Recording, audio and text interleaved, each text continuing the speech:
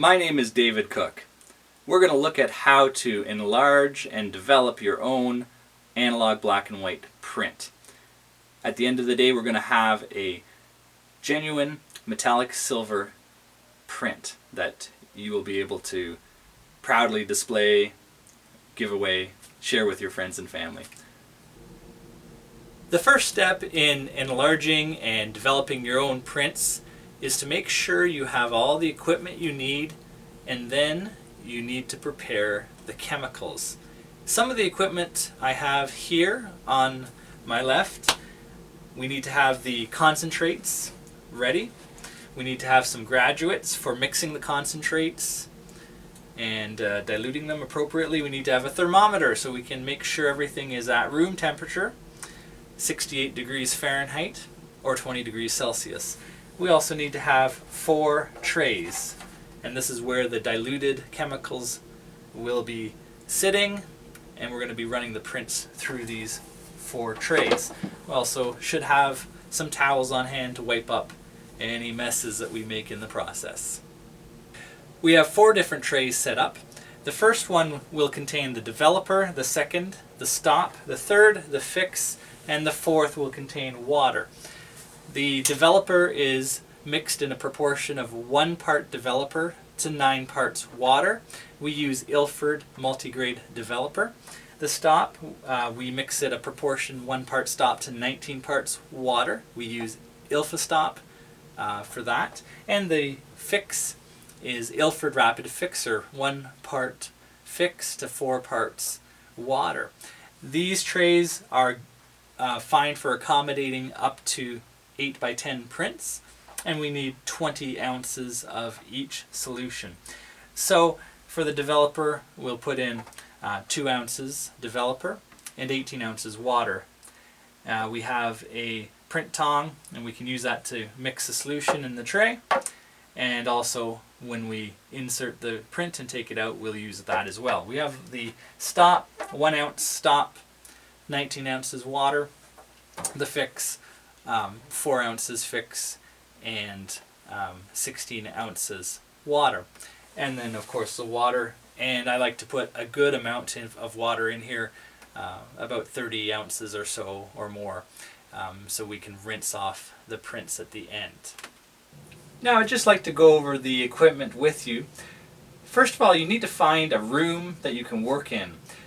This room here that I'm in is about 12 feet long by 8 feet wide.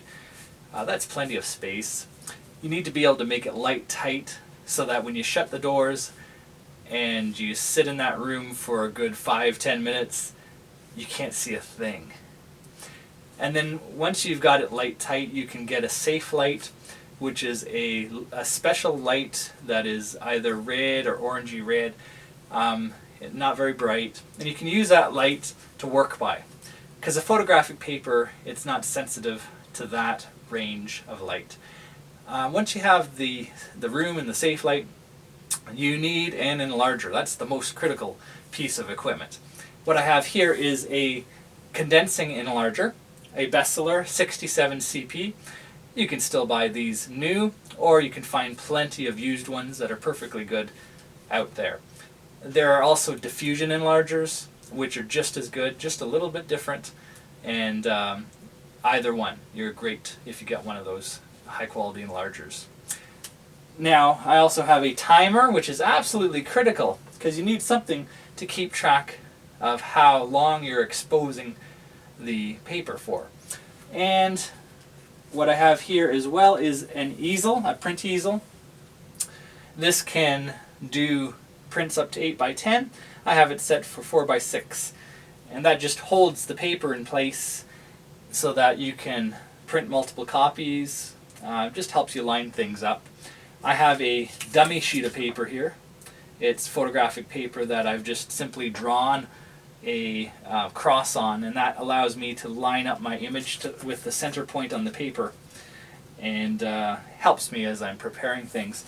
It's also important that you have a pen and a piece of paper because you need to write down the times you're going to be testing, how long your exposure is, making notes as you go. So have a pen and paper on hand. And of course, make sure you have your film ready, because the next step is enlarging the film. So now we're going to enlarge our negative. We have selected a negative here. We find the frame that we want to enlarge. And there are two sides to the negative, a shiny side and a dull side. The dull side is the emulsion side. That holds the silver halide emulsion where the image is contained. We always want to have the emulsion side down when we are dealing with the film. And we need to put that frame inside the negative carrier in the enlarger. We access a negative carrier here. It is just under the head. There's a lever we pull up. Carrier is here. We slide it out. It's a sandwich type carrier. It opens up on a hinge like that.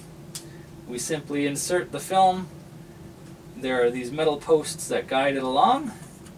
We find the frame that we want to enlarge, and then we close up the sandwich.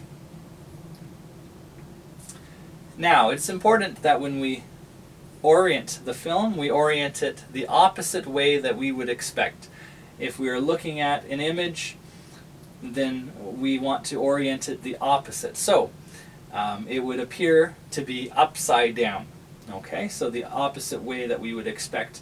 The reason why we do that is when we insert it in the enlarger and we shine the light from the enlarger through the film, it reverses the image. It makes it go the opposite way just because of the optics of the lens. And so that way when it shines the image down here, it's going to be the right way around. After we've put the film in the negative carrier and the carrier back in the enlarger, we're ready to line up the image. And so we can do that by turning on the enlarger, opening up the aperture. We want to make that image as bright as possible so we can see it. So that means we want to use the smallest f-stop. And we want to focus that image and get it sized right. So first is the size. With this enlarger, we just move it up or down to zoom it in or out. And we get it zoomed just right. And for this, I'm using a 4x6 template, a dummy print.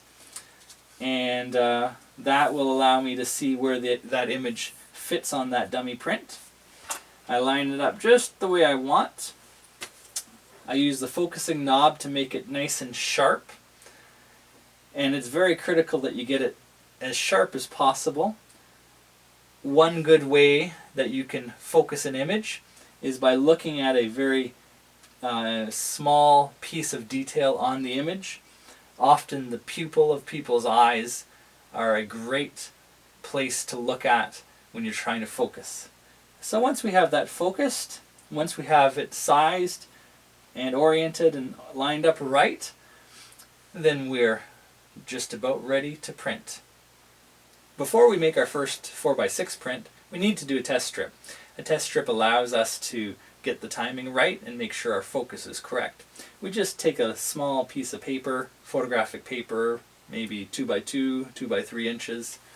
We put that down somewhere where there's a lot of detail in our image, and then we're going to test out the exposure. Now we want to stop this down to about f16. We don't need a lot of light, so we make the aperture as narrow as possible, and then we are ready to do a test run.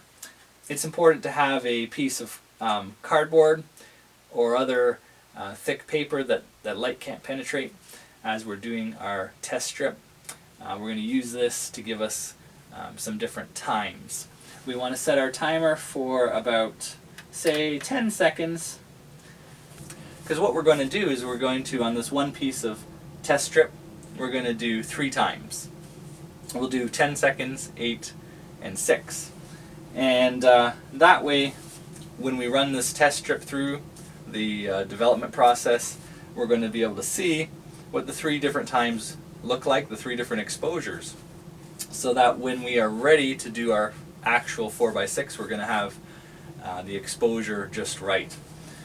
So when we have our time set to 10 seconds, we put down our sheet of cardboard just slightly over top of the test strip. And what we're going to do is we're going to run the timer, 10 seconds, 9, and when it goes to 8, we drop the cardboard down just a little bit, and then 7, and then 6. When it's at 6 seconds, we take it right off. So let's do that right now. We have a metronome to help us. 8, 6.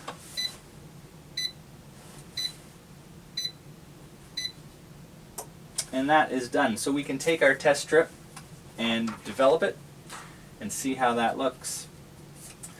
When we are done our test strip and we get the timing just right, let's say we determine that 6 seconds looked to be correct for exposure, and then we can get a sheet of 4x6 paper, and we can take out our template sheet, put the 4x6 sheet right in here. It's all going to be lined up just the way we want it, and then we're going to run that for the 6 seconds, set the timer for 6, and then expose the paper. And once we expose the paper, we'll run it through the development process, and we're going to have our print.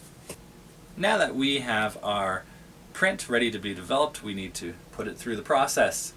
The first step is the developer. Now, we have our print.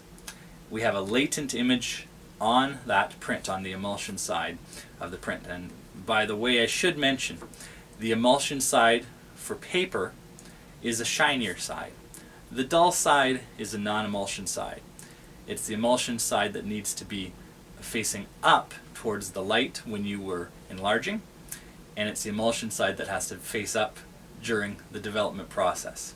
So we put our paper in, emulsion side up. There's a latent image on that. You can't see it, but the developer is what brings out that image. So we put it in, make sure that the developer goes over top of the print completely, that it is fully submerged in that developer. And we can use the print tongs to move it around. Don't be afraid to touch the surface of the paper with the print tongs, move it around a bit, and it's going to be in the developer for 1 minute. We have a timer to help us be very precise. We don't want to be over too much or under too much, otherwise the image will not develop properly. When we're at that 1 minute mark, we pull the 4x6 out, the print.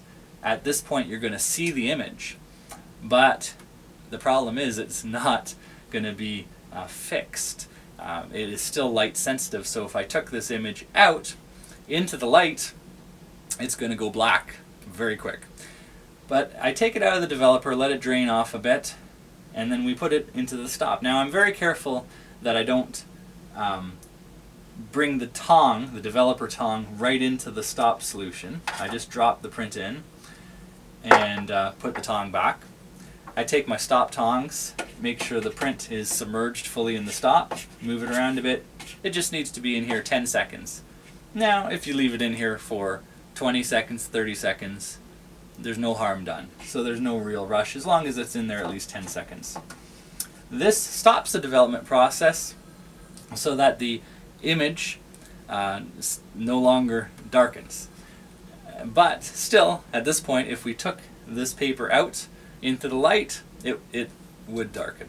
It was not a fixed image yet, but it stops the development process from continuing.